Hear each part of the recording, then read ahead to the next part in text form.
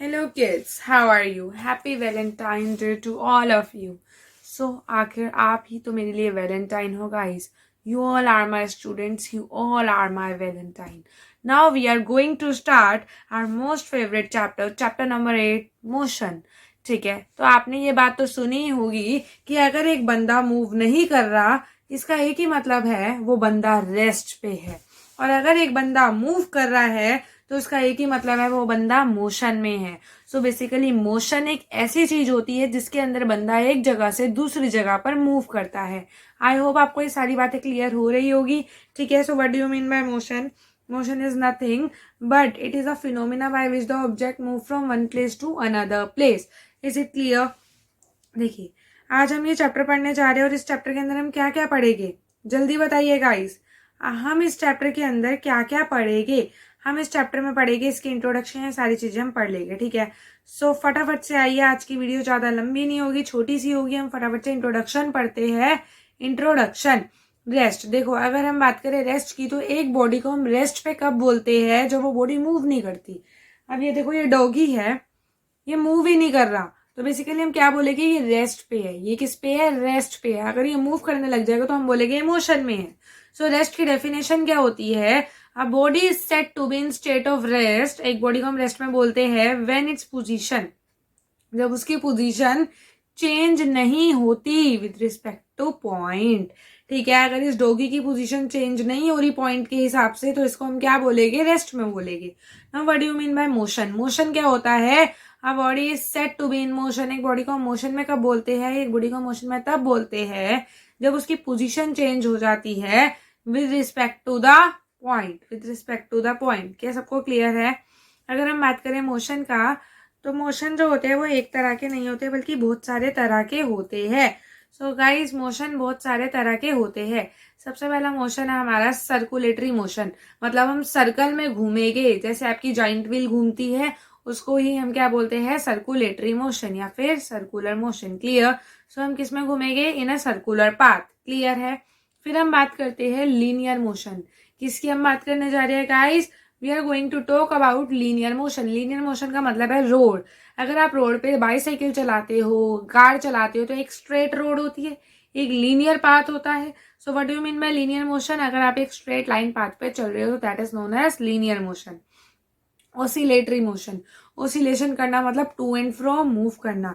ठीक है, जैसे आपका pendulum to and fro move करता रहता है, उसी को हम क्या बोलते हैं? Oscillatory motion. Is it clear? अगर हम बात करें क्वांटिटीज की, आपकी दुनिया में दो तरह की क्वांटिटीज है. सबसे पहली है स्केलर क्वांटिटी एंड दूसरी है वेक्टर क्वांटिटी. अगर हम बात करें स्केलर क्वांटिटी की, तो स्केलर क्वांटिटी एक ऐसी क्वांटिटी होती है जिसके अंदर कोई डायरेक्शन इन्वॉल्व नहीं होती, सिर्फ वैल्यू होती है, मैग्नीट्यूड होता है. So basically scalar quantity is a physical quantity that has only magnitude but it does not have any kind of direction. And the example of it is distance. भैया distance, speed, work, energy सब scalar quantity है. कोई direction पे depend नहीं करता distance, speed, work and energy में. ठीक है, लेकिन अगर हम बात करें डिस्टेंस के भाई की, डिस्प्लेसमेंट. डिस्प्लेसमेंट वेक्टर क्वांटिटी है. वेक्टर का मतलब क्या होता है मैम? जो डायरेक्शन में डिपेंड करे और जिसका मैग्नीट्यूड भी हो. So it is a physical quantity which require both magnitude and direction is known as vector quantity. So basically scalar quantity हमारा डिस्टेंस था, लेकिन उसकी छोटी बहन डिस्प्लेसमेंट वेक्टर क्वांटिटी है. क्या आप सबको क्लियर है? उसके बाद मैं बात करती हूँ स्पीड की. ठीक है, तो स्पीड क्या है मैम? स्पीड हमारी स्केलर क्वांटिटी थी, लेकिन इसकी छोटी बहन वेलोसिटी आप लोगों की वेक्टर क्वांटिटी है. 1 मिनट गाइस. आपको दिख रहा है सब कुछ अच्छे से? ओके. नाउ अब हम पढ़ने जा रहे हैं डिस्टेंस और डिस्प्लेसमेंट में फर्क क्या होता है. भैया देखो, डिस्टेंस का मतलब क्या होता है? ये डॉगी स्टार्ट हुआ चलना, गया गया पूरा राउंड काट के वापस आ गया, तो इसने जो टोटल पाथ कवर करा उसको हम डिस्टेंस कहते हैं. डिस्प्लेसमेंट क्या होता है? ये डॉगी कहाँ से स्टार्ट हुआ और कहाँ पर एंड हुआ. Shortest distance. इसमें इनिशियल पॉइंट से फाइनल पॉइंट को देखा जाता है. इधर आओ, देखो क्वेश्चन आता है what do you mean by distance. Distance क्या है, फिर क्वेश्चन आएगा what do you mean bye displacement, displacement क्या है। सो डिस्टेंस क्या होता है, distance actual path covered by object होता है। अगर मैं हरिद्वार जा रही हूँ तो मैं कितना पाथ कवर कर रही हूँ उसको मैं क्या बोलूँगी, distance. The actual path cover by object during is journey from initial point two final point is called distance. और अगर हम बात करें डिस्टेंस की, तो distance is the scalar quantity. Distance कौन सी क्वांटिटी है, स्केलर क्वांटिटी है, जिसके अंदर सिर्फ और सिर्फ मैग्नीट्यूड लगती है, कोई डायरेक्शन नहीं लगता। क्लियर। उसके बाद हम बात करते हैं डिस्प्लेसमेंट की। तो डिस्प्लेसमेंट क्या होता है, it is the shortest path covered by object.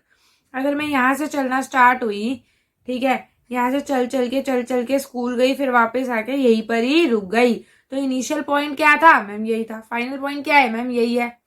So shortest distance क्या हुआ मैम, यही हुआ। इसका मतलब डिस्प्लेसमेंट क्या हो गई, जीरो हो गई। डिस्प्लेसमेंट क्या हो गई, जीरो हो गई।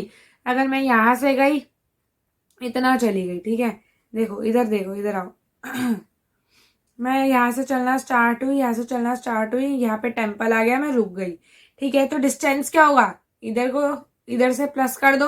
अगर ये 2 है, ये 4 है, क्वेश्चन आएगा डिस्टेंस बताओ, तो 2 + 4 is distance.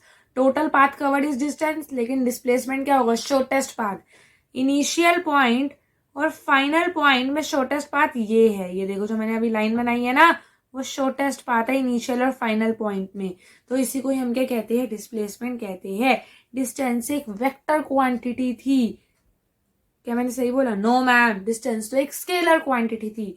So basically distance एक स्केलर क्वांटिटी और डिस्प्लेसमेंट एक वेक्टर क्वांटिटी होती है, ठीक है। Distance was a scalar quantity, displacement was a vector quantity, requiring both magnitude and direction for its explanation.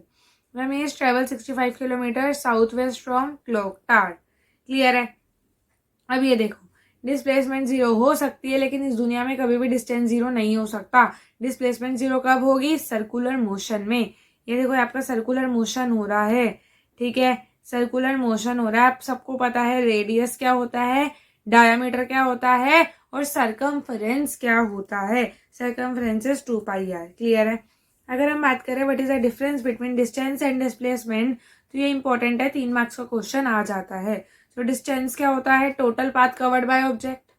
Displacement क्या होता है, shortest path covered by object, बस, ठीक है। डिस्टेंस को आप यूनिट क्या है इसकी, यूनिट लिखी नहीं है, यूनिट इज मीटर, इसकी भी यूनिट क्या है, मीटर। ये स्केलर होता है, अभी अभी बताया है। ये वेक्टर होता है क्योंकि डायरेक्शन पे डिपेंड करता है। ये हमेशा पॉजिटिव रहेगा, कभी जीरो नहीं हो सकता और कभी नेगेटिव नहीं हो सकता। डिस्प्लेसमेंट जीरो भी हो सकता है, नेगेटिव भी हो सकता है, पॉजिटिव भी हो सकता है। Distance can be equal to displacement, distance displacement के इक्वल हो सकता है, बट डिस्प्लेसमेंट कभी डिस्टेंस के इक्वल नहीं हो सकता।